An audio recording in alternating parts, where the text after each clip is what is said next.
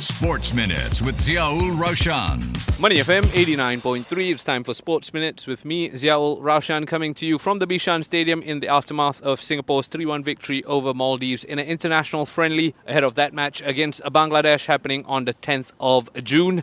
A 3-1 victory which was headlined by Ikhsan Fandi's double as well as Amirul Atli on the score sheet. But the Man of the Match award was surprisingly awarded to a certain Safuwan Baharudin, who gave away a penalty but nonetheless put in quite a shift in defence. But it's not the football that he spoke to me about after the match. This is what he had to say on his club future. Enjoyed the game at Bishan. Any chance you calling Bishan home anytime soon? Okay, to be honest, I've got a year left with Selangor, but the sad truth is the coach doesn't want to include me in his plan, so I've got to go. But at the end of the day, the options are open, and people might not know this is exclusive. I think I have to put it out because I think people need to know that I am available to try and explore, and whatever news that you guys hear now, it's first hand, and I'm a bit disheartened. I'm not too sure about what lies ahead of me.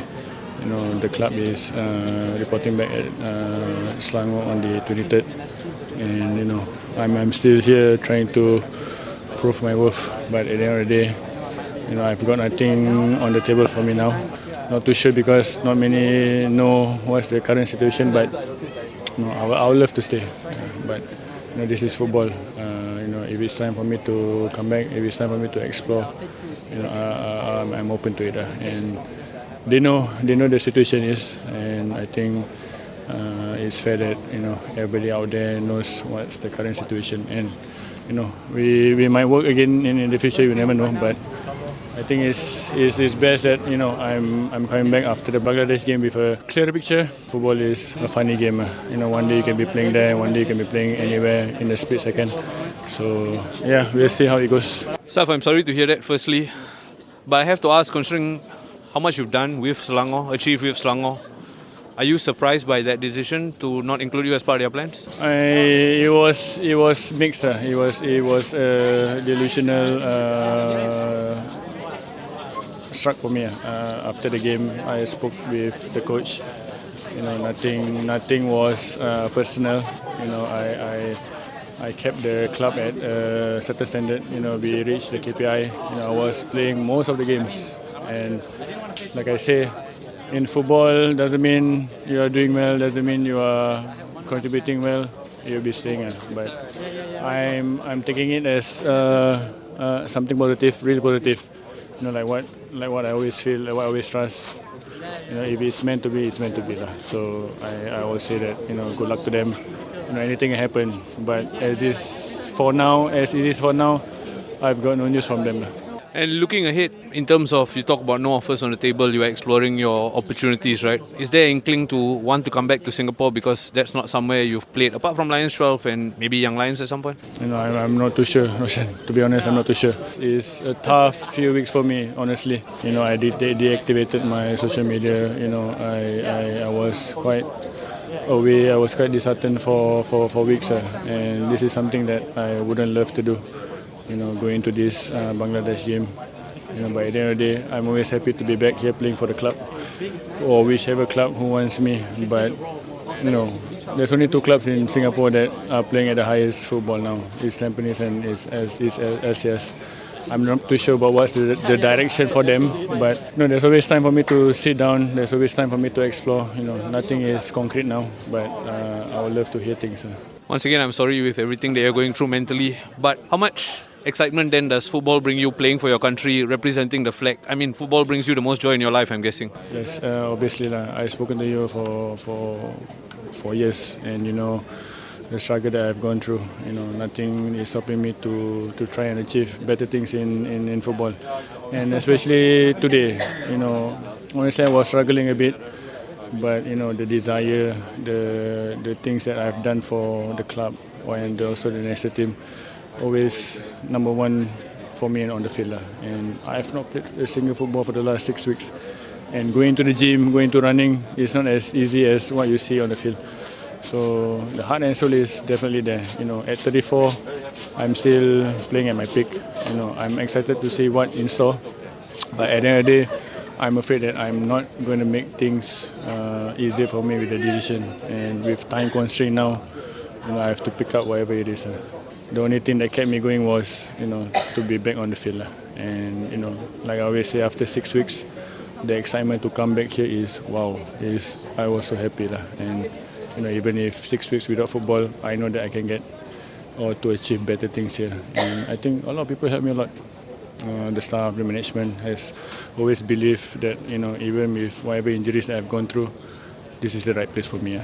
And I feel that, maybe Singapore is the right place for me.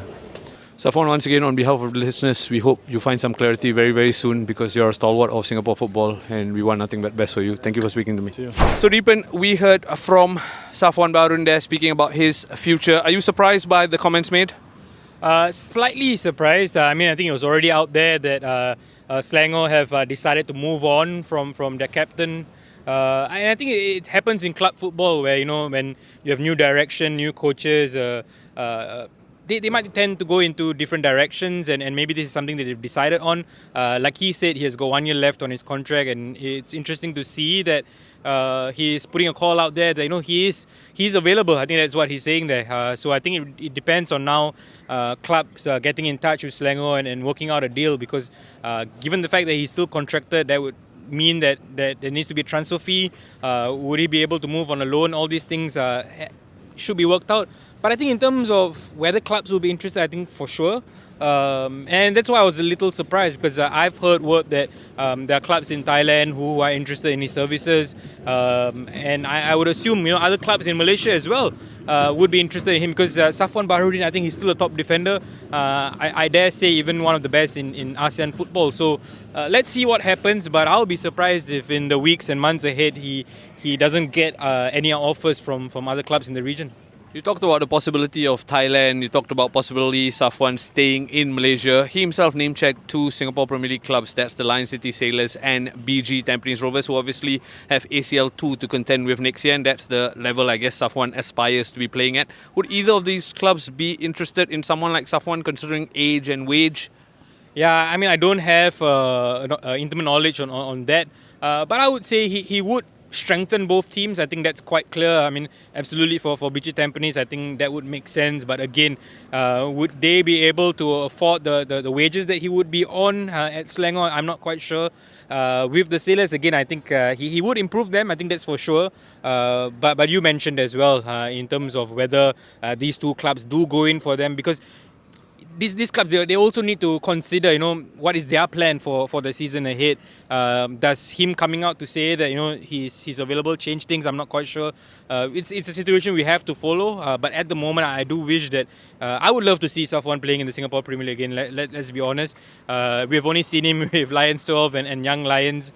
I would love to see him with one of these 2 clubs. No, you're absolutely right. I think I speak for most of the listeners when we would like to see someone like Safuwan, a stalwart, play in Singapore. But with transfers, I guess the head needs to rule the heart. But is there any romance at all, you think, when these decisions are made? If it's not the Lion City Sailors or BG Tampines Rovers, could he consider playing for a smaller club? Yeah, it may come to that. I'm not quite sure. But I think with Safuwan, he still has the ability to play at the top level. And that's ACL too. As good as he gets in Singapore football in terms of the clubs that represent us in continental competition. So I get what you mean, but I would still love to see him play for one of these 2 clubs in the ACL too. Absolutely, that's a transfer we'll be keeping a keen eye on. And as you know, Deepan is the man to go in terms of transfer news. He's also the man to go in terms of analysis as we switch our focus to the 3-1 victory for Singapore. Ikhsan Fandi with 2 goals, needed the confidence, got the goals, is smiling again. Here's what he had to say post-match. We spoke pre-match about what this team means, playing against this team, coming back to the team.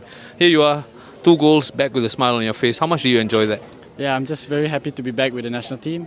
Happy to be back in red and happy to be back scoring goals. And you talk about happy to be back scoring goals, right? What does it mean for a player like you who's been deprived of minutes, deprived of confidence slightly? It's really important. As a striker, we live on goals. Like you said, haven't been the best of seasons for me, but moments like this can switch, can turn the switch for me. And national team is a different environment. A lot of good friends here, a lot of jokes, and I think that helps.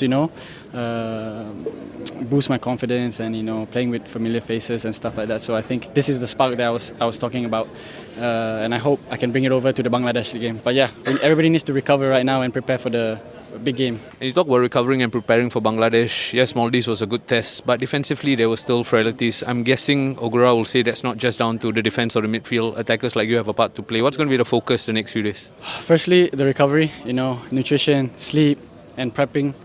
Then yes, we need to adjust some of our mistakes and look back at the game again. But I believe we have what it takes to get a good result there. So Ikhsan there clearly delighted by his 2-goal performance. What does this do for a boy like Ikhsan who's struggled 4 minutes as well as goals? Strikers live off goals, and when you get them, you can see the confidence that goes through you. Just overall in the demeanour, in his walk, in his the smile on his face, you can see he does a lot for a player, let alone a striker. I think he's been crying out for minutes, crying out for a goal. And he's got 2 today, so I think well done to him. And I thought he could have even got more, perhaps if he stayed on even longer. So delighted for him, and I think delighted for Singapore as well, because we are crying out for goals. I think the stat that was talked about pre-game was 1 goal in 5 matches, and it's good to see that goals are not just coming from Ikhsan. I mean, we got one off the set piece today. I think Song Yong went quite close. Faris Ramli could have got on the score sheet. So again, a lot of chances that are being created. So I think that just bodes well for the Lions. Yeah, you're absolutely right. It does bode well. And on paper, the scoreline, a 3-1 victory, is a confidence booster that Singapore probably needed ahead of that Bangladesh assignment. Yet, Ogura wasn't all that pleased in the post-match. Why do you think that was the case? Yeah, I mean, I think we did observe that while the performance in the first half was good, I think going 3-0 up at halftime was great, but the second half performance, I think there was a huge drop-off in terms of defending in transition, in terms of how compact the team was, and you could see the number of chances that Maldives were creating, and this is Maldives that you're talking about, which with the context of them not playing league football for 2 years now, not a lot of competitive game time in those leagues in the Maldives national team, and then you are sort of like not taking the advantage of that. I thought that the Lions would come out and go strength to strength in the second half, and it was the opposite of that almost. I think we were lucky to only concede 1 goal in this game, which came from the penalty spot. I think there were a lot of good chances for Maldives, and to me the worrying bit is if Maldives can create this number of chances away from home, what more, even better Bangladesh team in front of their home crowd, that doesn't bode well at all. And I think that's what Ogura feels, which is more than the positives. I think by the end of the game, there were more negatives than positives. And having said that, right, in terms of the Bangladesh game, what then should the setup be from Singapore? Do they go with the same formation they went with today in order to combat what Bangladesh have to offer? And keep in mind, it's a sold-out atmosphere waiting in Dhaka. Yeah, I think we've got to be a bit more safe than we were today. People will say, oh, it's Bangladesh, or we should be winning and whatsoever. But I think international football changes very quickly, and sometimes even with the addition of one player, and in this case Hamza Chowdhury, they become a little bit more better, and that quality shines through the team. I think a lot of players will gain confidence. Hey, we've got a player like that, we can play more than we usually do, and I think that's what they may find when they visit Bangladesh and the game kicks off in Dhaka. I think we, as in the Lions, need to be a bit more safe in terms of the formation, the compactness. I think there was too big a gap in between the midfield and the defence. I think that needs to be tightened. I expect Kyoga to start the game, and I think he will bring a bit more calm in the midfield. So I think that will bode well for us. And to me, just a side note, we talk a lot about Ikhsan. I think Song Yong deserves credit as well. Harry Stewart deserves credit as well. So I would love to see a midfield 3 of Harry Stewart, Kyoga Nakamura and Song Yong in there, and perhaps maybe Harris goes back into the centre-back line. So again, a lot of questions need to be answered, whether it's going to be back 4, back 5, but I would love to see a back 5, midfield 3 and then 2 attackers up top. I wish you didn't make so much sense, because I was still caught up on that impeccable impersonation of Gavin Lee there. Yes, I take your point. A sensible approach is needed in a away match against Bangladesh and whoever they have, right? But is that going to be good enough? Because we are talking about the road to Riyadh. We are talking about 2 drop points against Hong Kong. Surely nothing less than a victory is going to do. Yeah, don't get me wrong. When I say we need to be a bit more compact and defensively resolute, I'm not saying that we shouldn't go out there to try to get all 3 points, but I think it's about being smart in terms of how we want to get the 3 points. So I've seen games where we have won, for example today, right? We have won 3-1, but I just don't feel it was a complete performance. We have not won games where there was complete performance. So it's almost like we need a marriage of these two things to come together, where it's a bit more like how we played against Hong Kong, but with more of a cutting edge, and I think that's what will deliver 3 points against Bangladesh. And in terms of Ogura himself, this is his 4th victory in his tenure. I think he's been in charge for more than a year now.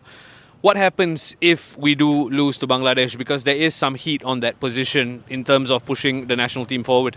Yeah, I think at the end of the day, when this draw was made, I think a lot of people saw it positively in terms of how this could be our best chance yet in terms of qualifying for the Asian Cup on merit for the first time ever. And I think we need to take our chances. The Hong Kong game was disappointing in the sense where you dominate for entirety of the game almost, and you come out without the 3 points. I think that would have hurt them a bit.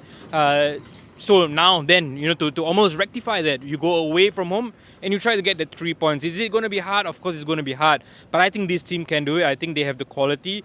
If they don't get the 3 points, or worse still, if they even lose the game, I think the hit on Ogura is going to be tremendous, because we all know, I mean, as people who are into football, we may say, yes, Bangladesh, they are not what they seem like in terms of what's on paper and whatnot. But from the outside, people will be like, it's Bangladesh. You can't win Bangladesh. Something was really wrong with Singapore football. So that heat might be a lot. But I think we've got to see this as a process in terms of how this team has slowly tracked along in terms of progress under him. We are seeing bits and pieces of it. Some games we are seeing good stuff and then not so good stuff. In this game, like I mentioned earlier, good stuff in terms of going forward, but not so much in terms of defending. And then we have seen the opposite in other games. So it all needs to come together quite fast on this road to Riyadh, and I hope that starts against Bangladesh. Yeah, time will tell if it all comes together against Bangladesh. Well, the time has come for me to say goodbye to Deepanraj Ganesan. I'll have you on again in the aftermath of the Bangladesh result. Till then, thank you so much, Deepan. Thank you, Raushan. Sports Minutes on Money FM 89.3.